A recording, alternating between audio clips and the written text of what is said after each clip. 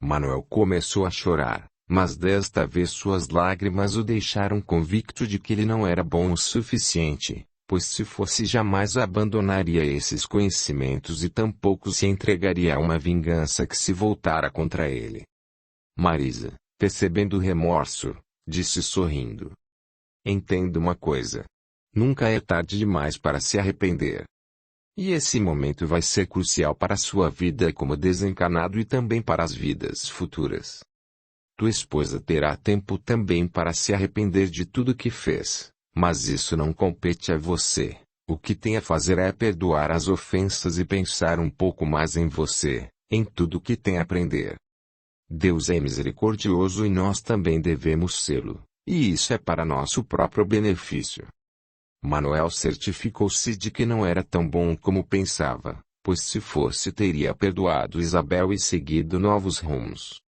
A mulher, ouvindo os pensamentos dele, continuou: certa feita, disseram a Jesus que ele era bom, e sabe qual foi a sua resposta? Que bom era Deus. Meu filho, não somos bons por mais que tentemos, porque ainda somos espíritos em evolução. Se fôssemos bons assim como você pensava, certamente não estaríamos encarnados nesse planeta. Cada um deve ter em mente que é um espírito ainda imperfeito que está passando pelas provações necessárias para o seu aprimoramento moral, intelectual e espiritual. Manuel sentiu-se envergonhado e decidiu não dizer mais nada. Marisa, percebendo seu embaraço, novamente fez o convite. E então, vamos comigo? Creio que você ainda tem muito que aprender. Ele a olhou com os olhos rasos d'água, e com sinceridade disse: eu gostaria muito de acompanhá-la, mas na verdade não sou digno. Acho melhor a senhora se ocupar de pessoas melhores que eu. Se tem algo que verdadeiramente vem esmagar o coração é o sentimento de culpa, e se você está recebendo esse convite é porque há algo de bom em você. Não seja intolerante consigo mesmo e aceite esse convite, pois acaso não ouviste que não cai uma folha de uma árvore se Deus não permite? Se estou aqui nesse momento lhe fazendo esse convite, pode ter certeza de que é com a permissão de Deus. Manuel esboçou um sorriso e concluiu a conversa dizendo: gostaria muito de ir, mas agora acho que tenho que ajudar Isabel, pois se ela está sofrendo a culpa é minha. Manuel, entenda uma coisa. Se Deus permitiu que você fizesse tudo o que fez, foi para que ela também aprendesse. A vida tem duas maneiras de ensinar. Uma é pelo amor, e ela teve essa oportunidade quando seu chefe, com sua esposa, tentou fazer com que ela aprendesse sobre a continuidade da vida e os processos naturais que há para a evolução de cada espírito. E a outra maneira é quando o espírito rejeita o aprendizado pelo amor e opta pelo sofrimento, que culmina no aprendizado. Portanto, de uma forma ou de outra o espírito sempre aprende. Agora, qual o caminho a seguir é algo que dependerá da escolha de cada um. Manuel ficou alguns instantes a pensar em como realmente fizera más escolhas em sua existência, primeiro por ter ouvido os apelos da paixão, e segundo por ter optado pela vingança em vez de perdoar. E com esse pensamento ele finalmente disse: eu quero. Eu vou se a senhora me levar. Marisa sorriu e, estendendo-lhe a mão, disse: venha, meu filho, venha para a verdadeira vida que vos espera, e procure aprender sobre as leis que regem o universo. Feche os olhos e em pouco tempo estará passando por um tratamento que o fará entender muitas coisas que até então não entendia. Realmente, disse ele, se estou morto, porque ainda sangro quando fico emocionado.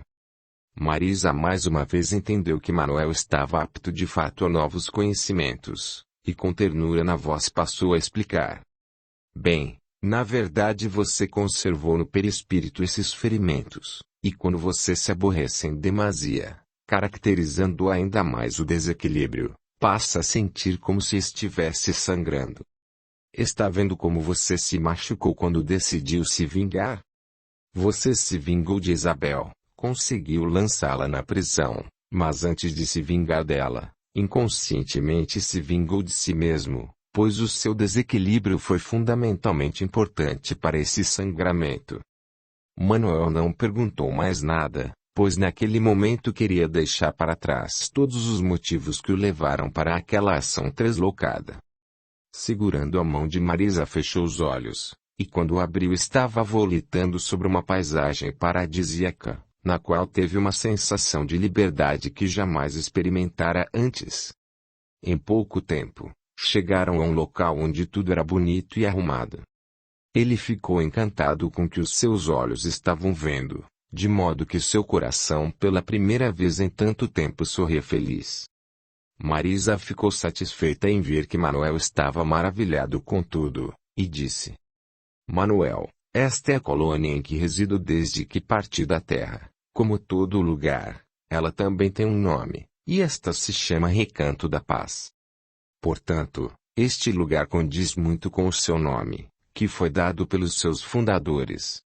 Marisa continuou falando que os fundadores haviam estado naquela colônia há muito tempo, e que seus gostos eram apurados. Manuel deixou que novamente seu sentimento de culpa lhe aflorasse, e este deixou que seu semblante se fechasse, o que fez com que seu coração mais uma vez se entristecesse. A mulher, a princípio, fez de conta que não havia percebido, mas somente com a tristeza que Manuel demonstrou em excesso é que ela decidiu se manifestar. Este é um lugar onde cada espírito vem para ser feliz, mas não é isso que estou vendo estampado em seu semblante. Ele baixou o olhar e foi logo dizendo: Estive pensando e não me acho digno de estar num lugar como esse enquanto Isabel se encontra naquele lugar, tudo por causa de meu orgulho ferido. Manuel, se Deus permitiu que você viesse até aqui, é para que aprenda a ser feliz, não para ficar a sentir culpa pelos erros do passado. Manuel pensou por instantes que ela tinha razão, pois se Deus lhe permitira estar lá junto com os demais espíritos, era para ele aproveitar e ser feliz. E assim, fez questão de manter seus pensamentos no bem, e logo a tristeza e o remorso se dissiparam. Manuel foi encaminhado a um prédio que parecia um hospital, com 4 andares, e em frente ao prédio havia um jardim muito bem cuidado pelos seus zeladores. Marisa disse: Aqui você ficará por um tempo, e depois poderá sair para fazer os cursos que a colônia oferece.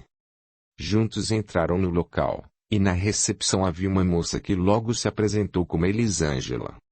Assim que a viu, Manuel sentiu algo que não soube identificar, e timidamente respondeu: Estou precisando de ajuda, pois estou ferido e sei que aqui poderão cuidar de mim. Não se preocupe, veio ao lugar certo, portanto, dê graças a Deus por haver permitido a sua estada aqui. Manuel sorriu e não deixou de observar as covinhas no rosto de Elisângela enquanto ria. A moça preencheu uma ficha e pediu para que Marisa o acompanhasse à ala masculina do pronto-socorro. Marisa acompanhou Manuel e, passando por um corredor, viu um homem de aproximadamente 48 anos vir a seu encontro sorrindo. Então disse: Irmão Vanderlei, esse é Manuel. Ele desencarnou há mais de 10 anos, e está passando pelas dores do sofrimento. Vou deixá-lo em suas mãos para que cuide de meu protegido. Vanderlei, sorrindo, respondeu: Pode confiar que em breve ele estará completamente curado, portanto vibre por ele, minha irmã, para nos ajudar no tratamento. Sorrindo, Marisa logo se despediu dos dois e sumiu naquele grande corredor.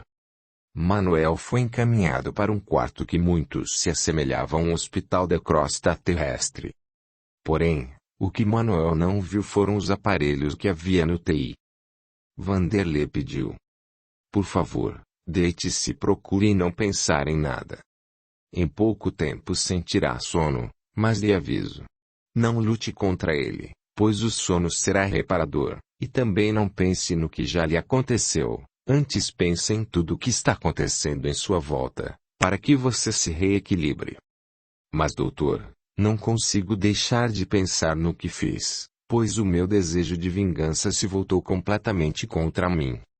Meu irmão, enquanto ficar pensando no passado você deixará de viver o presente.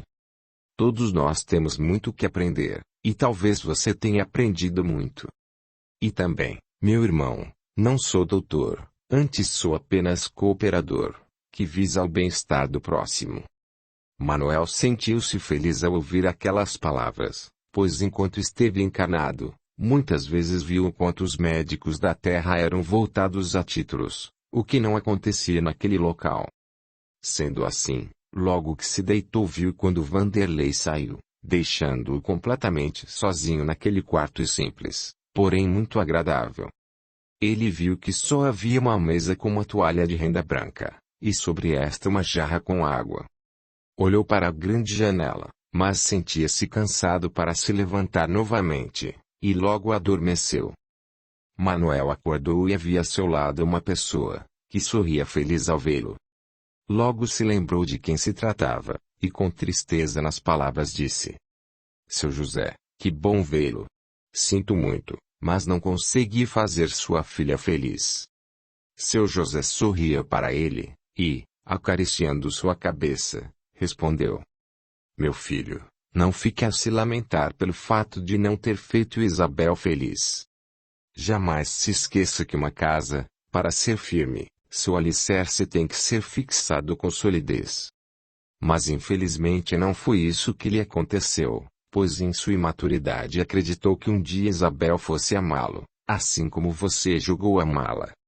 Manuel, entristecido, respondeu: Para ser sincero, eu sempre senti que Isabel não me amava, mas acreditei que um dia ela passaria a me amar. Mas não foi isso que aconteceu, fui infeliz e a fiz mais infeliz ainda. Portanto, se o senhor não mais falar comigo, entenderei. Deixe disso, meu rapaz. Sempre soube que era um bom homem, mas infelizmente minha filha tinha que aprender, e pelo que estou sabendo ela fez uma péssima escolha. Um dia eu também acreditei ser bom. Mas hoje vejo que nunca fui realmente. Seu José, olhando com brandura para Manuel, disse: Quando disse que era um bom homem, era no sentido relativo, pois ninguém que vive na terra é realmente bom. Cada um tem suas provas e expiações a passar, mostrando que ainda tem muito que aprender. Manuel não conseguiu conter as lágrimas, e olhando fixamente nos olhos de José, respondeu: Estive conversando com Marisa, e ela me disse que fiz uma má escolha e que respondi por isso.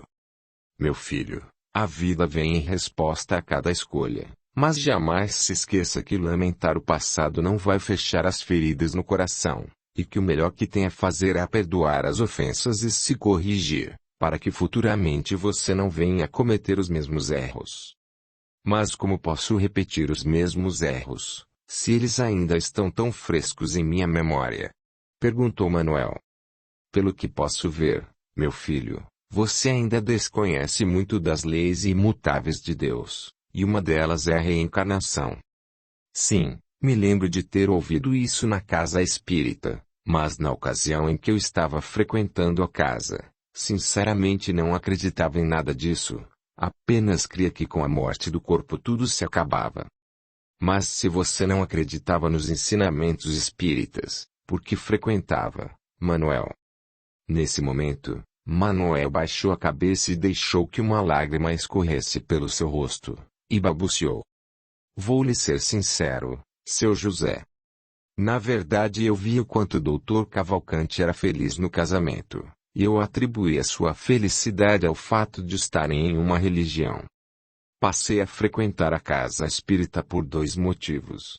Primeiro por pensar que Isabel, frequentando junto comigo, finalmente visse que eu era um bom marido, e passasse então a me amar, e segundo porque queria alegrar o meu chefe.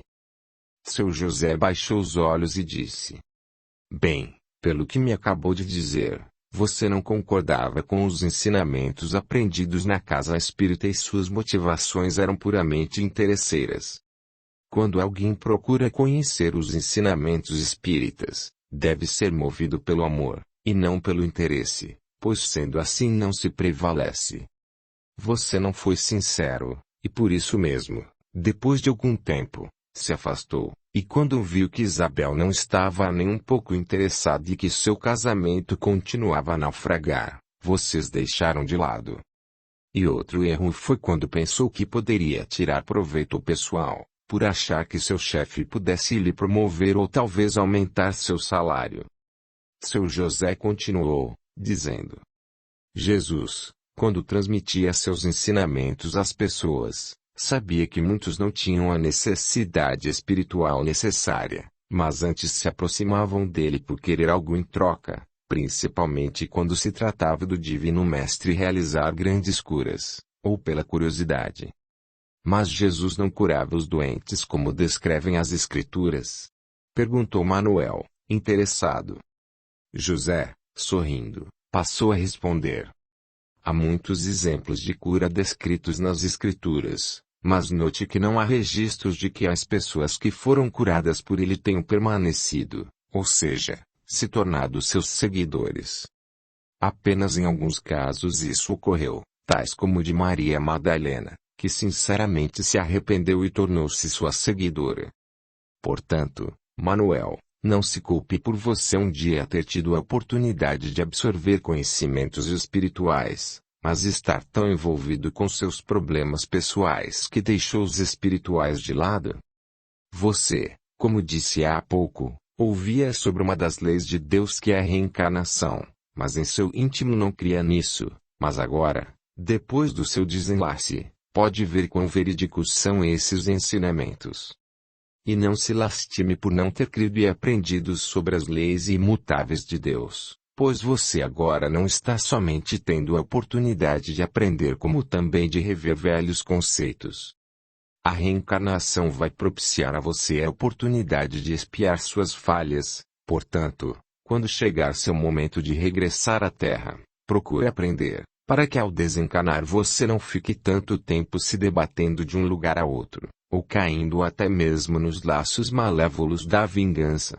Manuel olhou para o rosto de seu José e perguntou: O senhor está querendo dizer que se eu tivesse sido sincero e aprendido sobre a espiritualidade não teria ficado todo aquele tempo em minha antiga residência? Manuel, eu não estou dizendo nada, apenas que se você tivesse abraçado a doutrina de coração, teria o conhecimento necessário para alçar novos voos. Veja bem, se você tivesse esse conhecimento em seu coração, logo ao desencarnar iria procurar ajuda, e uma forma de aprender a viver em seu novo estado, certamente descobrindo mais tarde que fora assassinado pela esposa e pelo amante, você teria perdoado, pois o perdão às ofensas não é um dos ensinamentos principais de Jesus. Com esses conhecimentos, não deixaria brotar em seu coração o desejo de vingança, que muito atrapalhou sua marcha espiritual depois de seu desencarne, fazendo de você um devedor que só fez aumentar a sua dívida com Isabel, sendo que terá que resgatá-la no futuro. Portanto, Manuel, como você pode ver, você não foi tão bom assim como julgou, pois se fosse não estaria vivendo num planeta de provas e expiação. Manuel então percebeu quanto se enganara durante a sua estada na Terra, afinal, não havia sido tão bom. Era honesto e cumpridor de seus deveres, mas isso não fez dele uma pessoa melhor. Ele se tornaria um pouco melhor apenas depois de procurar fazer a reforma íntima tão bem descrita nos ensinamentos espíritas. José, ouvindo os pensamentos de Manuel, disse sorrindo: Deus, em sua infinita bondade e misericórdia, nos dá oportunidades de expiarmos os erros por meio da reencarnação. Você adquiriu dívidas com Isabel quando desejou vingar-se dela, mas terá a oportunidade de resgatá-la no tempo certo. Manuel sentiu seu coração vibrar de alegria, pois sabia que teria a oportunidade de pedir perdão a Isabel.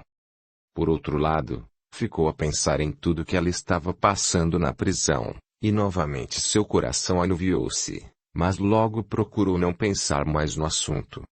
Seu José, depois de conversar um pouco com o ex-genro, decidiu que deveria deixá-lo descansar, afinal ele já estava agastado demais com seus erros e principalmente com os sentimentos de culpa que lhe torturavam a consciência.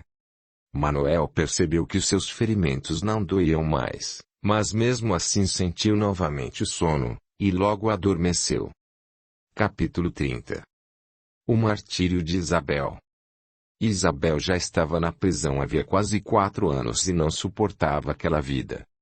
As detentas eram tão perversas que a obrigavam a cuidar da cela, e mesmo assim várias vezes ela foi espancada por Rita, a mulher que comandava as detentas. Não era raro ver drogas entrarem no presídio, com a ajuda de uma das carcereiras, que por sua vez era amiga de Rita. As drogas chegavam às mãos de Rita, e ela tratava de passar as detentas viciadas. Isabel odiava Rita, pois esta a obrigara a lavar o banheiro, e como Isabel se recusara, ela deu-lhe uma surra memorável, fraturando-lhe o braço nos primeiros dias em que estava na prisão. Depois disso, vendo que Rita tinha autonomia sobre outras detentas, resolveu obedecer. Um dia, estando Isabel em sua cama, Rita disse: "Acho que está na hora de você viajar um pouco, pois a vida aqui na prisão é muito difícil, e você precisa de um pouco de alegria." Isabel, entendendo o que Rita dizia, uma vez que se habituara ao linguajar das presas, respondeu: "Obrigada, mas estou bem assim." "Acho que você não entendeu", disse Rita sorrindo. "Não estou lhe oferecendo nada, estou mandando que você cheire um pouco do que tenho aqui." "Não quero", disse Isabel decididamente. Rita, olhando para as outras detentas e sorrindo, disse: "A Patricinha a esqueceu porque está na prisão." Olhou finalmente para Lúcia, seu braço direito. "Se não me engano é por tráfico", completou Lúcia, rindo. Ela foi condenada à prisão por tráfico, e agora está se recusando a usar um pouco do veneno que passou a tanta gente. Isabel fechou a revista que estava lendo e sentou-se na cama. Rita disse: "Não se preocupe. Você vai gostar, ou melhor, vai adorar." Foi Paula que tirou do bolso da calça que estava usando um envelope, e abrindo preparou a droga em fileirinha, enquanto as outras 3 se aproximaram de Isabel, e, dando-lhe uns tapas no rosto, pegaram-na pelo cabelo, enquanto Rita, sorrindo, virando um chaveiro que sempre estava em seu poder, dizia: "Você é uma idiota metida, e aqui todas as metidas sofrem. Agora você vai pensar em algo que gostaria de fazer e vai dar uma cheirada, até aspirar todo o pó." Isabel, como sabia que não teria escolha, resolveu obedecer, pois não queria ficar novamente com o braço quebrado. Pensou em sua mãe no tempo que era criança, e logo depois fez o que Rita havia lhe mandado. Assim que o pó branco entrou em suas narinas, ela sentiu seu rosto adormecer, e seus pensamentos começaram a lhe mostrar imagens. Viu sua mãe entrar em uma das casas em que morava, com uma grande boneca, e sorrindo lhe disse: "Isabel, veja bem o que Papai Noel trouxe para você. Acaso não é a boneca que pediu?" Isabel, sorrindo, dissera que sim e logo que pegou a boneca foi a seu quarto brincar, mas, sentindo ímpetos de abrir a boneca para ver o que havia dentro dela, arrancou-lhe a perna e disse à mãe: "Olha, mamãe, quebrou a boneca. O que faço?" Dona Marisa calmamente pegou a boneca, e logo encaixou-lhe a perna no lugar. Isabel sentia-se feliz por estar novamente ao lado da mãe. Rita, percebendo que ela estava passando pelas alucinações peculiares ao uso da droga, sorrindo disse para as companheiras: "Vamos." Ela está viajando, e agora sempre vai precisar de mais drogas, e com isso será uma ativa consumidora da droga que temos a oferecer. E assim, todas passaram a sorrir vendo Isabel deitada em sua cama, com um jeito abobalhado, e se afastaram gargalhando para o pátio. Isabel, depois de um tempo, retornou de sua alucinação, e percebeu que já não estavam nem Rita nem o seu bando de mulheres asquerosas. Começou a chorar copiosamente, temendo já estar viciada na droga. Rita fora presa por assassinato e pegara 21 anos de prisão, pois o homem que assassinara era uma pessoa influente da cidade vizinha, como ela havia se deitado com ele momentos antes da sua morte, Logo a polícia prendeu. Era uma negra forte, e seus dentes pareciam porcelana de tão brancos. Como era a mais forte do presídio, não foi difícil dominar as outras. Com a ajuda de outras 5 mulheres, ela se tornou imbatível, de modo que todas as detentas faziam o que ela queria. Isabel chorava, pois para ela era humilhante aquela situação, e procurava ficar longe de Rita e sua gangue, como ela mesma dizia. Isabel sentia falta de Janaína, pois ela nunca fora lhe visitar, e ao mesmo tempo pensava em como fora tão dura com João Felipe, afinal, sempre que podia ele ia vê-la e procurava acalmá-la, dizendo que ela não iria ficar naquele lugar para sempre. João Felipe era um rapaz sensível e chorava ao ver a mãe naquela situação. Os pais de Manuel, ignorando o fato de ela estar envolvida com a morte do filho, também iam visitá-la na prisão, e isso a incomodava, pois ela trazia em sua consciência o que havia feito com o único homem que realmente a amava e aceitava do jeito que era. Isabel mantinha um bom comportamento, de modo que não lhe foi difícil conquistar algumas policiais que se revezavam em plantões. Havia uma policial chamada Teresa, que procurava sempre ser justa com as detentas. Ela não gostava do jeito de Rita, pois ela era muito arrogante e sempre que podia ofendia até mesmo as carcereiras, que geralmente ficavam quietas com as provocações da detenta. Teresa era uma mulher com seus 38 anos, forte e séria, de modo que muitas detentas a respeitavam, pois sabiam se tratar de uma pessoa que não media esforços para impingir determinados castigos, principalmente lançando algumas na solitária. Rita tinha verdadeiro ódio por Teresa, pois esta não se intimidava com as suas atitudes, uma delas de ameaçá-la de morte. Diversas vezes, naqueles 7 anos de prisão de Rita, Teresa a mandara para a solitária por vários motivos, e a detenta gritava a plenos pulmões que iria matá-la. Isabel gostava de Teresa, pois quando era o seu plantão tudo era calmo para ela, já que a policial se mostrava atenta a tudo o que acontecia, e Rita, para não voltar à solitária, preferia ficar com seu bando à distância das outras. Certo dia, tendo Teresa trocado de plantão com Jandira, uma outra policial que se rendia às ameaças de Rita, Teresa entrou mais cedo que o habitual e ouviu uma balbúrdia vindo do pátio. Para sua surpresa, Rita estava batendo em uma detenta porque esta havia se negado a dar-lhe um perfume que ganhara em uma das visitas. Isabel estava de lado observando a cena, as companheiras de Rita sorriam felizes, e as outras detentas, para chamar a atenção da guarda, começaram a gritar fervorosamente. Isabel não se conformava com tanta maldade, e embora ainda não soubesse que seria Teresa quem estaria naquele dia, ficou a pensar que tinha que sair daquele lugar o mais rápido possível, afinal, segundo pensava, aquilo não era para ela. Teresa, ao ouvir tamanha gritaria, penetrou no pátio munida de seu cacetete e, entrando no meio da confusão, foi logo batendo em quem estivesse pela frente.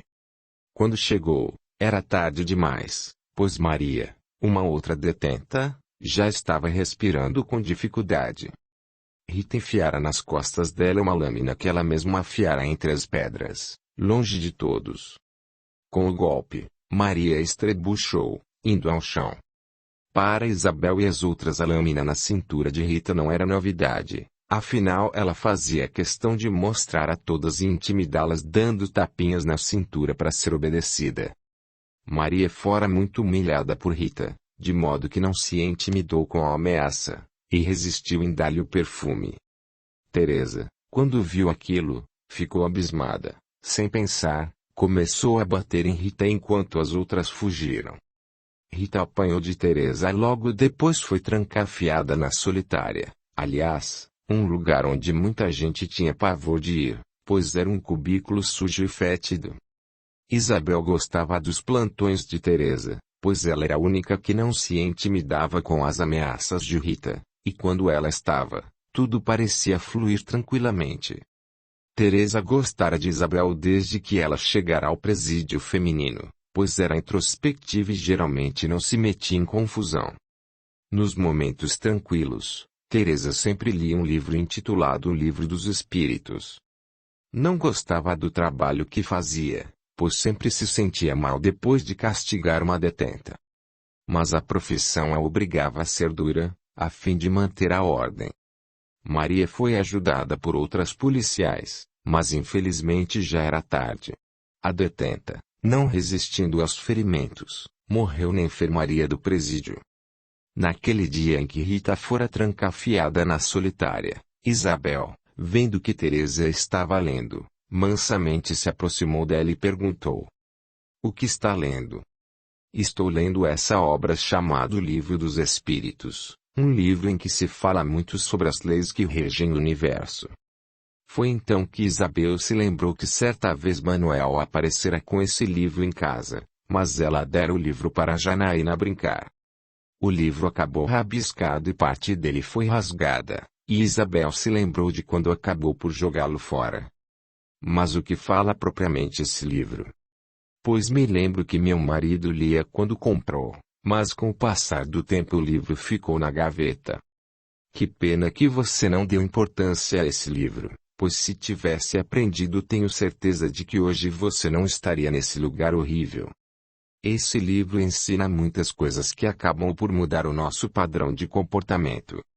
Isabel se lembrou então das objeções que lançara a Manuel para que ele não frequentasse a casa espírita, e de repente arrependera-se por tê-lo feito desistir. Teresa perguntou: "Você chegou a ler alguma vez esse livro?" "Não. Nunca me interessei." "Bem, acho que deveria se interessar, pois é um livro que tem não somente os ensinamentos passados pelos espíritos da codificação Allan Kardec, mas também nos ensina o que ocorre depois da morte."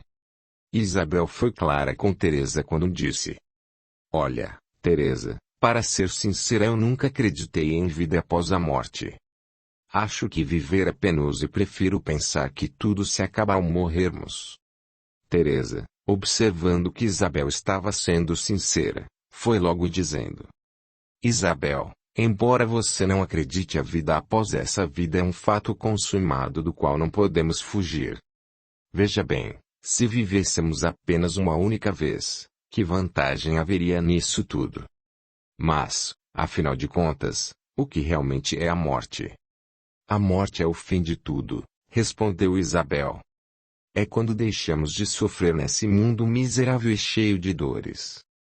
Teresa, sorrindo com a simplicidade das palavras de Isabel, por fim respondeu: "Isabel, digamos que você construi uma bela casa, e nessa casa haja todo o conforto de que alguém necessita, e até mesmo o que não necessita, você leva muitos anos para edificar a casa, e consegue deixá-la do jeito que idealizou. Depois de pronta, porém, você manda que a destruam. O que diria dessa sua atitude?" "Eu diria que estou louca. Pois se era somente para destruí-la, nós nem sequer perderíamos tempo e esforço para construí-la." "Muito bem, Deus é o gerador da vida, e depois de 70 ou 80 anos nós nos acabamos com a morte. Será que Deus estaria sendo coerente e lógico?" Isabel nesse momento ficou em silêncio, pois ficou a pensar que tinham mesmo fundamento as palavras de Teresa. E Teresa continuou: "Veja bem. Por que nos criar se só iríamos viver poucos anos e morrer? Não seria lógico, pois Deus, quando nos criou, fez para que vivêssemos para sempre, de modo que Ele nos criou primeiramente em espírito e somente depois para que pudéssemos aprender que Ele finalmente permitiu que nosso espírito fosse revestido com um corpo de carne. Na verdade, o que morre é o corpo carnal, pois este é perecível, mas nossa essência, ou seja, o nosso espírito este é imortal." Depois de uma pequena pausa, Teresa prosseguiu: "Então, por mais que você ache a sua vida enfadonha, se preferir a morte saiba que ela é capaz de aniquilar o corpo carnal, mas jamais o seu espírito, porque este é indestrutível. Ao morrermos deixamos o corpo de carne e continuamos a viver em um corpo espiritual. Portanto, de uma vez por todas, o que morre realmente é o corpo, porque o espírito é eterno." Isabel pela primeira vez pensou em Manuel depois de sua morte, e perguntou: Teresa, você acha que o espírito pode se vingar de alguém que ainda está vivo? Teresa pensou no assunto e disse: Claro que sim. Pois quando abandonamos o corpo carnal continuamos a ser a mesma pessoa que éramos quando ainda estávamos no corpo, de modo que se uma pessoa é vingativa ela continuará a sê-lo depois de sua passagem. Jesus disse que deveríamos amar até mesmo os nossos inimigos, e se seguirmos esses ensinamentos de nosso Divino Mestre certamente não seremos vítimas de vinganças. Temos que entender que a morte só nos livra da presença física de nossos inimigos, pois eles poderão se vingar de nós mesmo estando em outra dimensão da vida. E se tornam bem mais perigosos, pois costumam agir nas sombras. Isabel naquele momento ficou a pensar em tudo o que conversara com Teresa, e decidiu que iria voltar para a cela, pois estava sentindo dores de cabeça. Teresa, como era uma mulher habituada a observar a pessoa com quem falava, logo deduziu: esta pobre infeliz certamente tem algo escondido no escaninho de sua alma, pois me pareceu amedrontada. E dizendo essas palavras, Teresa também saiu do lugar em que estava e foi fazer sua ronda para saber se estava tudo bem com as detentas, que até aquele momento pareciam quietas demais. Naná estava feliz, pois ficara sabendo que Manuel havia sido acolhido e estava se recuperando na colônia, e com uma rosa que apanhara do jardim do pronto-socorro, bateu levemente na porta. Manuel, que estava sentando na cama, logo respondeu: Entre. Ao olhar para a porta, viu a figura de Naná sorrindo, trazendo uma rosa em sua mão direita. Manuel ficou feliz e levantou-se rapidamente, e entregou-se ao abraço, mostrando-se contente com o reencontro. Naná já sabia de tudo que havia acontecido a ele, porém evitou tocar no assunto. Que bom revê-lo, meu filho. Você não sabe como estou feliz em tê-lo aqui conosco. Manuel, sorrindo, disse. Dona Naná, não sabe como fico feliz em poder revê-la. Passei por tantas coisas, e agora Deus está sendo generoso comigo, pois está me dando a oportunidade de rever todos aqueles que partiram antes de mim. Já recebi a visita do seu José, de Dona Marisa, que só conheci agora, da senhora, do meu avô. Enfim, estes dias estão sendo muito felizes para mim. Naná ficou feliz em saber que Manuel estava se sentindo bem, e procurou não tocar no assunto sobre o que ele fizera ainda na crosta naqueles anos que sucederam o seu desencarne. Manuel perguntou a Naná: Dona Naná, a senhora feliz aqui? Naná, sorrindo para ele, com ternura respondeu: Sim, meu filho. Sou muito feliz aqui, pois saiba que Deus, em sua infinita bondade e misericórdia, criou muitas moradas, e nessa morada criada pelo Pai, digo-vos que todos são felizes. Claro que há aqueles que sentem exagerada falta dos que deixaram na terra, e há outros que, ainda apegados à matéria, sentem falta de algum conforto que porventura abandonaram ao regressar para essa colônia de paz. Mas o importante é que aqui é um lugar de aprendizado, pois podemos avaliar o quanto fizemos na terra e como isso nos ajudou a evoluir como espíritos. Portanto, meu filho, aproveite esse momento. Aprenda para que você possa colocar esses ensinamentos em prática quando voltar, por meio de uma lei imutável que é a lei da reencarnação. Após uma pequena pausa, prosseguiu. É como aprendi quando cheguei nessa dimensão da vida. Podemos aprender na teoria, mas é na crosta que vamos exercitar o que aprendemos aqui. Manuel nesse momento se lembrou do que fizera, e abriu seu coração a Naná. Dona Naná, sempre eu acreditei que amasse Isabel. Procurei fazê-la feliz, não deixei que nada lhe faltasse, mas certo dia ela arranjou um amante, acabou com meu corpo físico. Quando descobri que fui vítima de uma armadilha, confesso que me revoltei, e o desejo de vingança foi aumentando em mim, a ponto de arquitetar um plano em que ela e seu amante respondessem pelo crime cometido. Jurei que não ficariam impunes. O ódio me cegou a tal ponto que tudo o que queria era vê-los pagar por tudo o que me fizeram. Confesso que consegui lançá-los na prisão, mas depois de um tempo, isso realmente não me fez feliz. Fui ficando ainda mais triste e vazio, e percebi que talvez fosse mais fácil perdoá-los e seguir meu caminho.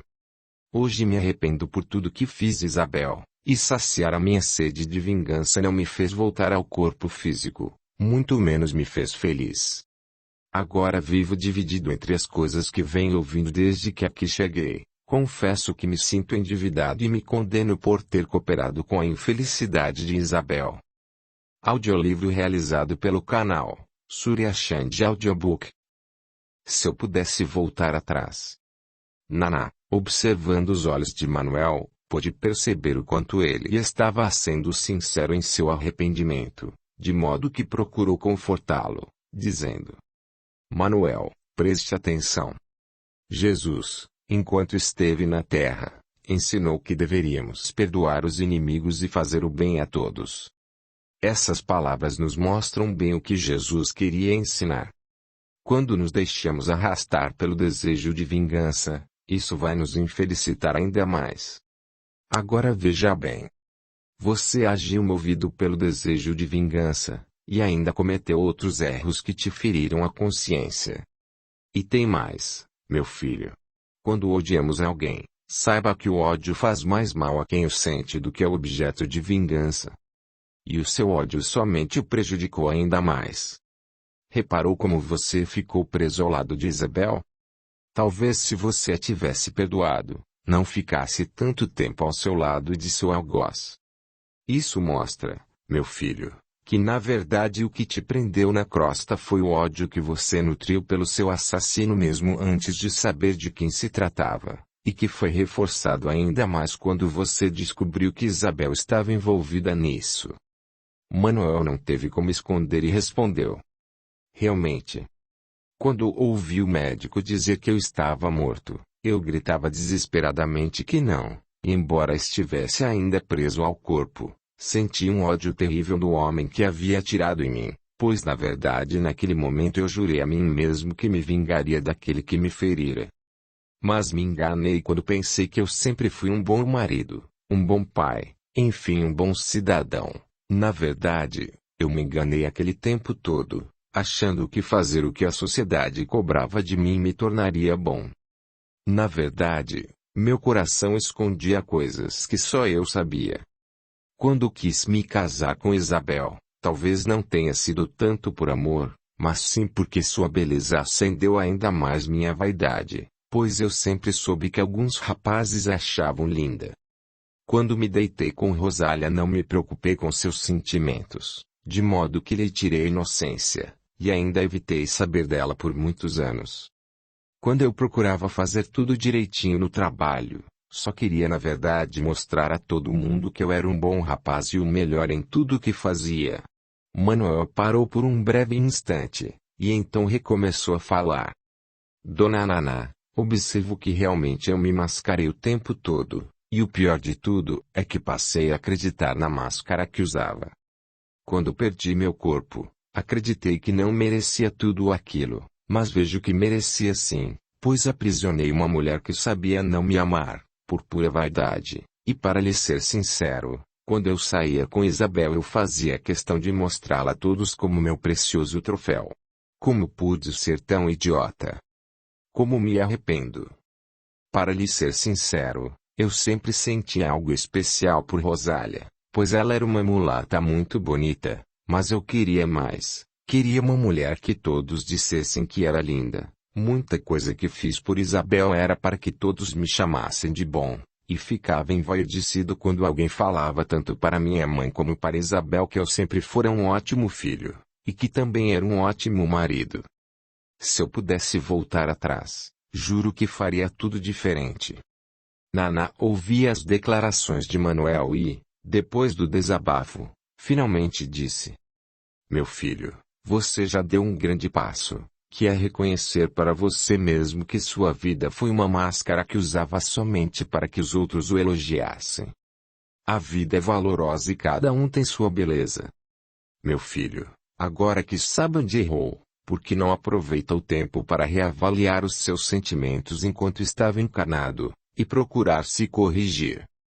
Você viveu de aparências enquanto esteve na Terra. Deixe agora que todos vejam quem na verdade você é, o que pensa.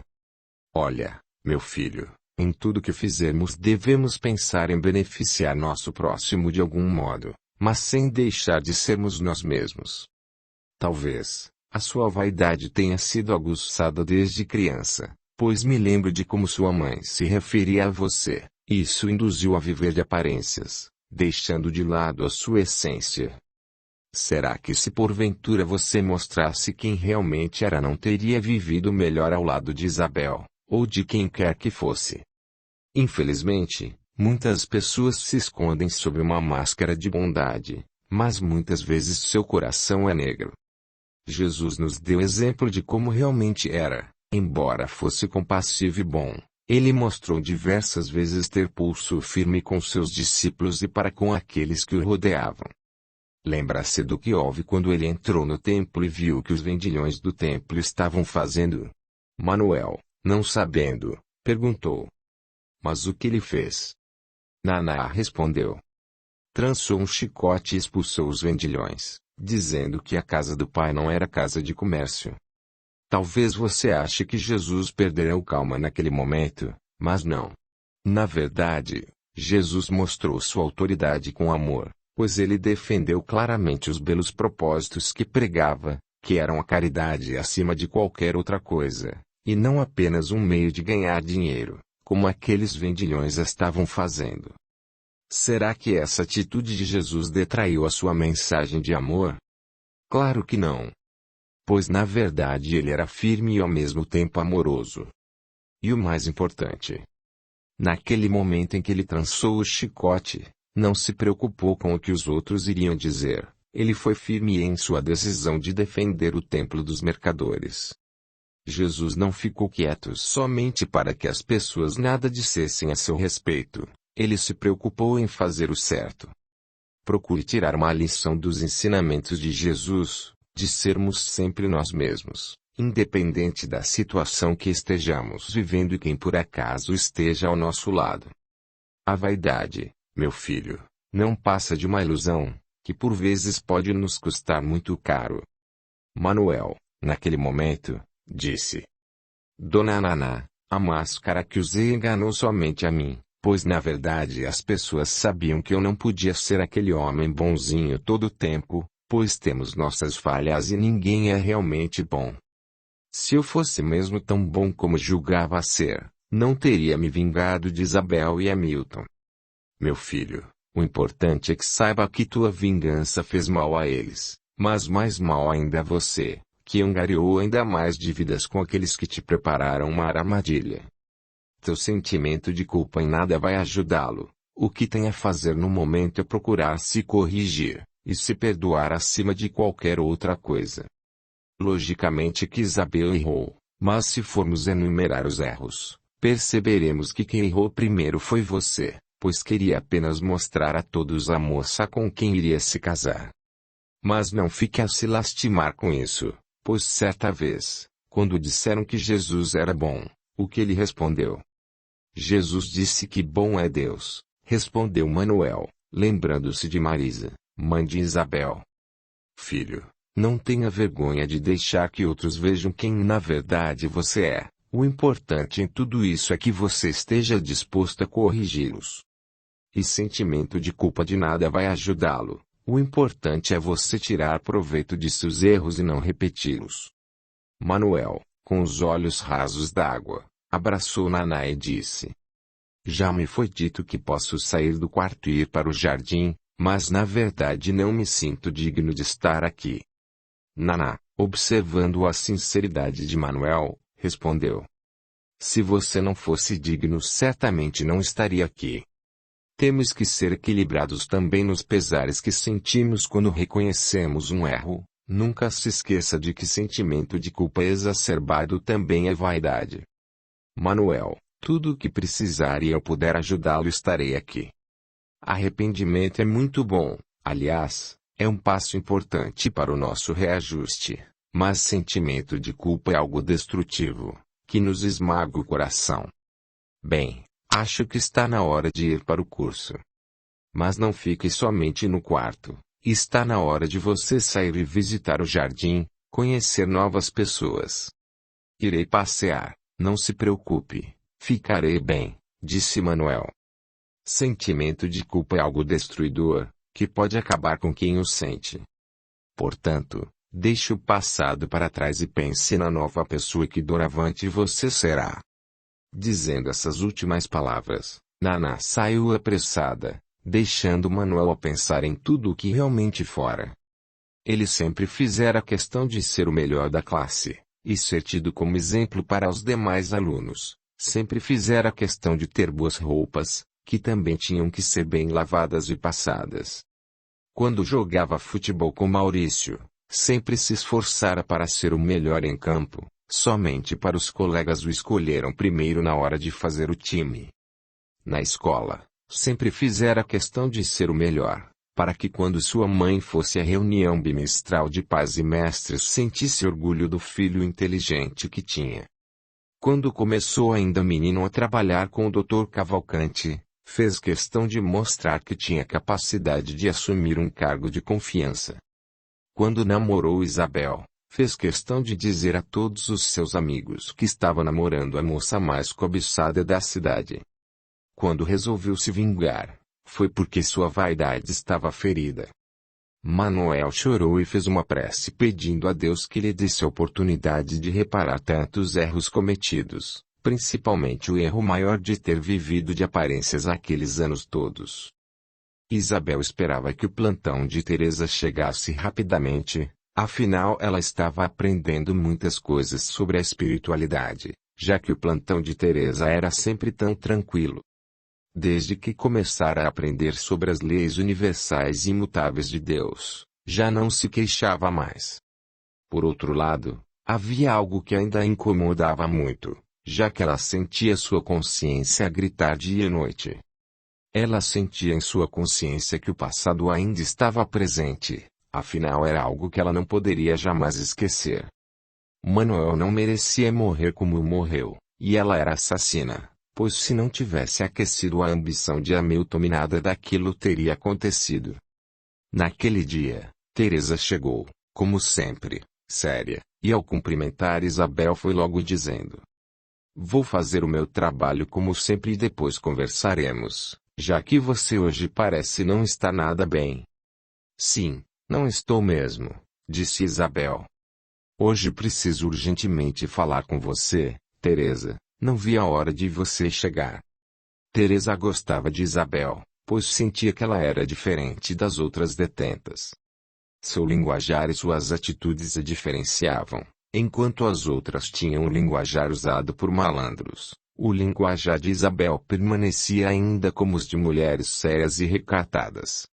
Isabel estava abatida naquela noite, pois cada vez que ia dormir, começava a ouvir gargalhadas masculinas e acabava acordando. E assim os dias foram passando, e à medida que Isabel ia aprendendo com Teresa sobre os fenômenos espirituais, ela ia se sentindo incomodada com seu passado e com sua situação, que não era nada boa. Rita, quando saiu da solitária, logo ficou sabendo que Isabel fizera amizade com Teresa. Assim, para evitar encrenca, resolveu deixá-la em paz. Para Isabel, a trégua que Rita lhe dera foi um verdadeiro alívio, pois ela não se sentia obrigada a limpar a cela e deixar-se bolinar pela presidiária. Isabel passou a ler o Livro dos Espíritos, que Teresa lhe dera de presente, e procurava ficar longe das outras detentas, aguardando impacientemente que sua pena se cumprisse logo, para enfim sair de lá. À medida que Isabel ia aprendendo, ela esperava com alegria os plantões de Teresa. Certo dia, perguntou: "Você me ensinou que somos espíritos encarnados e que a reencarnação é um fato. Gostaria de saber se esses espíritos podem realmente influenciar nossas vidas, ou seja, eles podem nos ajudar ou atrapalhar?" "Sim", respondeu Teresa. Como diz o Livro dos Espíritos, no capítulo 9, sobre a intervenção dos espíritos no mundo corporal, Fala-se da missão de espíritos protetores, que é como a de um pai que guia o seu protegido no bom caminho, dando-lhe conselhos, boas intuições, consolando nas aflições e ajudando-o a manter a coragem diante das provações. Há também aqueles espíritos que querem justamente o contrário. Assim como há encarnados de todas as espécies, há também aqueles que querem nos a não atrapalhar a marcha. E assim como os bons espíritos podem nos ajudar mediante nossos pensamentos, esses perturbadores agem da mesma forma, interferindo em nossos pensamentos e em nossos atos. Portanto, esses espíritos podem interferir em nossas vidas, sim, e sua influência é bem maior do que possamos imaginar. Teresa fez uma pausa breve e então prosseguiu. Quando muitas vezes nos encontramos aflitos, não recorremos a Deus por meio da prece para nos auxiliar. E quem se encarrega de levar essas preces até Deus não são os bons espíritos. Quando pensamos no bem, conectamo-nos com quem quer o bem. E isso nos dá alegria e coragem para enfrentar as intempéries da vida, trazendo-nos mais estabilidade emocional, equilíbrio que nos mantém ligados ao nosso espírito protetor. Mas quando fazemos o contrário, nos conectamos com espíritos inferiores que podem nos fazer sentir piores que estávamos, e isso traz uma certa inquietude, e até mesmo nos leva ao desespero. Portanto, o que vai atrair boas companhias para nosso lado são os nossos padrões de pensamentos, pois infelizmente ainda vivemos na carne e somos suscetíveis a influências externas do mundo espiritual. Mas nunca se esqueça de que somos nós que atraímos os nossos companheiros espirituais. Se nos mantivermos com os nossos pensamentos conectados no bem, teremos bons companheiros, mas se fizermos o contrário, atrairemos desencarnados que estejam na mesma faixa vibratória. Nesse momento, Isabel ficou pensando no dia em que ligou para Milton e estava decidida a eliminar Manuel. E foi nesse instante que se lembrou que havia nela uma coragem fora do normal, pois ela em sã consciência jamais teria feito tal pedido. Baixou a cabeça e deixou que uma lágrima escorresse, chamando a atenção de Teresa, que sem entender perguntou. Isabel, por que está se sentindo dessa maneira? Disse algo que a magoou? Isabel, sem levantar os olhos, respondeu. Teresa, ouvindo sua explicação, logo me lembro de algo horrível que fiz no passado, e sinceramente até hoje fico a pensar em como pude fazer tal coisa. Você acha que isso tem a ver com espíritos? Isabel, é muito fácil identificar se algo que realizamos tem ou não a ver com espíritos. Pense bem. Quando fazemos algo e logo vem um pensamento do tipo como eu pude fazer isso, pode ter certeza que você foi impelida a fazer determinada coisa. Mas lembre-se, os espíritos só nos induzem a fazer o que queremos. Por outro lado, quando fazemos e com o passar do tempo dizemos a nós mesmos fiz e faria tudo novamente, aí pode ter certeza de que foi você mesma quem fez, sem a intervenção de ninguém. Jamais podemos pensar que tudo que nos acontece é por intervenção dos espíritos, pois tudo tem a ver com a nossa vontade e nosso livre-arbítrio. Talvez, quando você fez tal coisa, pode ser que tenha sido impelida, sim, pois hoje percebo que você se entristeceu e muito ao se lembrar do passado. Ah! Se eu tivesse o conhecimento que tenho hoje, jamais teria feito o que fiz.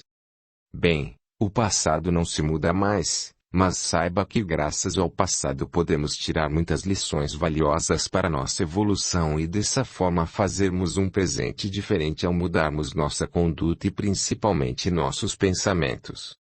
Você se lastima pelo passado, mas graças a ele hoje está apta a ouvir e aprender mais sobre a vida espiritual. E não fique a se culpar indefinidamente pelo passado, procure aprender com ele e não tornar a repeti-lo. Pois para isso nos servem as experiências dolorosas. Para nos ensinar, para nos fazer crescer. Infelizmente, muitas vezes só aprendemos graças ao sofrimento. Isabel ficou em silêncio, e passados alguns minutos disse. Teresa, gostaria de fazer algo útil para que o tempo passe mais depressa que nesse inferno. O que você me sugere? Teresa nada respondeu por alguns instantes, mas depois disse: Vou conversar com a administradora do presídio, e pedirei a ela que lhe ofereça um trabalho. O que me diz? Para mim será ótimo. Não gosto de viver na ociosidade. Prefiro não sentir o tempo passar, já que aqui cada minuto leva uma eternidade. Teresa nesse momento pediu licença e foi ter com Aurora, a responsável pelo presídio, e se aproximando respeitosamente disse: Aurora, quero lhe falar sobre uma detenta, que me pediu um trabalho aqui no presídio. A mulher, que estava com a caneta em punho, levantou os olhos e perguntou: Quem é a mulher que quer trabalhar? Bem, sabemos que as detentas detestam a palavra trabalho. Teresa, com seu jeito simples, sorrindo respondeu: E a Isabel? Ela disse que não aguenta mais viver na ociosidade, e por isso vim pedir que lhe dê algo a fazer. Eu me responsabilizo por ela se a senhora quiser. A mulher, olhando para um ponto indefinido sobre a mesa, disse: Não podemos impedir ninguém de trabalhar, mas quantos anos ela tem? Segundo fiquei sabendo, ela tem 47 anos, e ainda me parece muito bem disposta. É bom quando alguém se dispõe a trabalhar, já que a maioria das detentas prefere ficar sem fazer nada. Vou ver um lugar para ela se ocupar e volto a te chamar, respondeu Aurora, voltando ao seu relatório. Teresa voltou ao pátio e encontrou Isabel sentada com o livro dos Espíritos na mão, e ao se aproximar disse: Já conversei com Aurora, e ela me falou que vai ver um setor para você trabalhar. Isabel sorriu satisfeita e respondeu: Teresa, você é o anjo bom que Deus colocou em meu caminho. Não se iluda com isso, porque de anjo eu não tenho nada. Sei que muitas aqui me odeiam, mas prefiro não me deixar levar por algumas detentas que se dizem valentes. E também me identifiquei muito com você. Isabel, sem perceber, levantou-se de onde estava e deu um abraço caloroso em Teresa. Obrigada, Teresa. Vou sair desse lugar e espero que você continue a ser minha amiga. Seremos sempre amigas, e quando sair daqui, quero que frequente comigo a casa espírita. Para mim será um prazer. Pois se não fossem esses conhecimentos, não sei como eu passaria meus dias aqui nesse lugar. Teresa logo ouviu um alarido e percebeu que havia briga, pois quando duas começavam a brigar as outras começavam a gritar histericamente.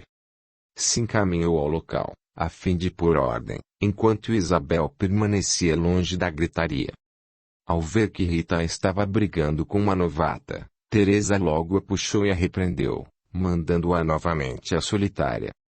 Isabel gostava sinceramente de Teresa, pois ela se mostrava firme, porém, as outras detentas não prestavam atenção em suas qualidades.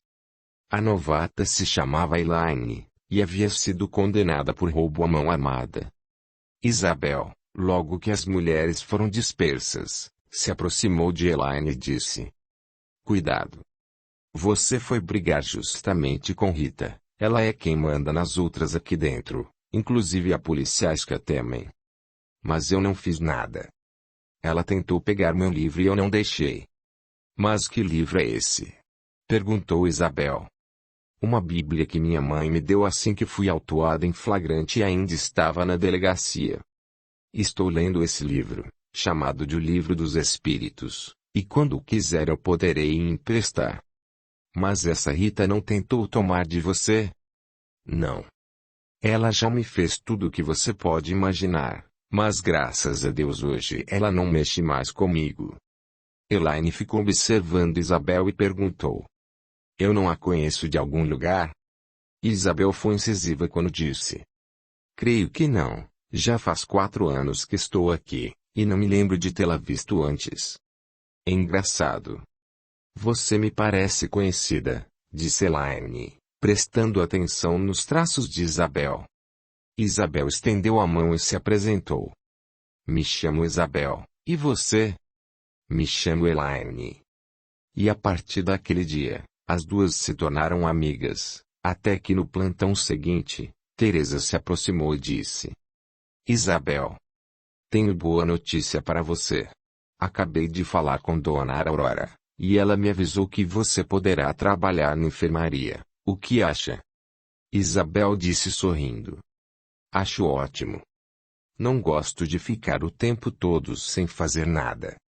Elaine, que estava junto com Isabel naquele momento, disse. Mas eu também quero trabalhar. Teresa logo percebeu que as duas eram diferentes, e sendo assim novamente perguntou para Aurora. E no dia seguinte as duas começaram a trabalhar na enfermaria do presídio.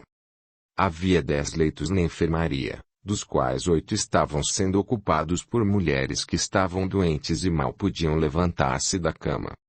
Um médico ia ao presídio 2 vezes por semana. 2 detentas haviam sofrido o AVC e estavam paralisadas. Uma delas tinha uma insuficiência renal crônica, e as outras eram coisas corriqueiras. Naquele momento, estava ocorrendo no presídio uma onda de escabiose, pois as mulheres todas estavam com piolhos. Isabel, como era asseada, estava sempre se cuidando para não pegar, e as outras detentas também estavam com sarna. Havia também 2 mulheres que estavam com úlcera varicose e passavam por tratamento médico, pois suas pernas estavam praticamente em carne viva, e o médico ainda não contava com uma enfermeira para o auxiliar. E assim, Isabel começou a trabalhar. Passava o tempo fazendo curativos, dando remédios nas horas certas para aquelas que não podiam sair do leito. Fazia também a contagem dos remédios, pedidos do que estava faltando. Enfim, passava seu tempo servindo àquelas mulheres que ainda estavam impossibilitadas. O médico, Dr. Fernando Marques, gostou de saber que tinha uma voluntária, e com o tempo, ele mesmo dizia a Isabel que se descobria uma excelente enfermeira. Ela se levantava às 6 da manhã, esperava a hora do café, arrumava sua cama, e logo se arrumava, principalmente quando sabia ser a visita do médico ao presídio. Chegava na enfermaria exatamente às 7 horas, e ajudava aquelas que estavam presas à cama a tomar banho, arrumava os leitos, ajudava a alimentá-las, limpava a enfermaria. Vez por outra a Teresa ia visitá-la. Aurora, a administradora do presídio, passou a ter um carinho especial para com Isabel, pois esta sempre estava bem disposta e tudo o que fazia era com esmero. Ficava feliz ao poder ajudar as suas companheiras de infortúnio. Até que finalmente Dona Aurora chamou em sua sala e lhe disse: Seu advogado está querendo falar com você. Isabel, como não pagar advogado, por muitas vezes se esquecia que tinha um, e foi graças a seu bom comportamento que ela recebeu a liberdade condicional. Ao entrar na sala onde os advogados ficavam para conversarem com suas clientes, ela disse: Bom dia. Como está, Dr. Cássio? Há quanto tempo não o vejo? Sorrindo, o homem respondeu: Trago boas novas. Ontem o juiz lhe concedeu a sua liberdade condicional, e hoje mesmo você poderá sair daqui.